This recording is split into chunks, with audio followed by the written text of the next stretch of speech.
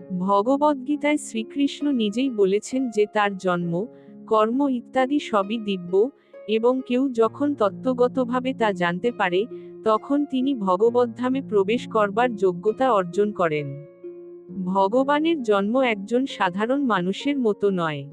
সাধারণ মানুষের জন্ম হয় কর্মফলের বন্ধনে আবদ্ধ হয়ে।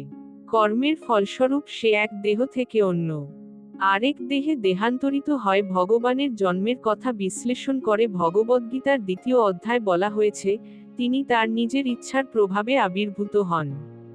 গ্রহ নক্ষত্রের শুভ স্থানে অবস্থান যখন ভগবানের আবির্ভাবের সময় হল, তখন কাল সর্বগুণ সমন্বিত হয়ে পরম সুন্দর হয়ে উঠল। তখন পৃথিবী আনন্দে পরিপূর্ণ হয়ে উঠল।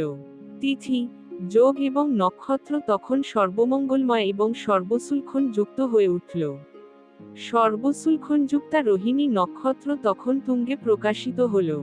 ব্রহ্মা স্বয়ং এই রোহিণী নক্ষত্রের পর্যবেক্ষণ করেন। জ্যোতিষশাস্ত্র অনুসারে, নক্ষত্রের অবস্থান ছাড়াও বিভিন্ন গ্রহের অবস্থান ও প্রভাবের ফলে শুভ এবং অশুভ তিথি ও যোগ বিচার করা হয়। শ্রীকৃষ্ণের জন্মের সময় সমস্ত গ্রহগুলি সব সময় মঙ্গলময় অবস্থা এবং সব সময় শুভ ইঙ্গিত প্রদর্শন করে বিরাজ করতে লাগল।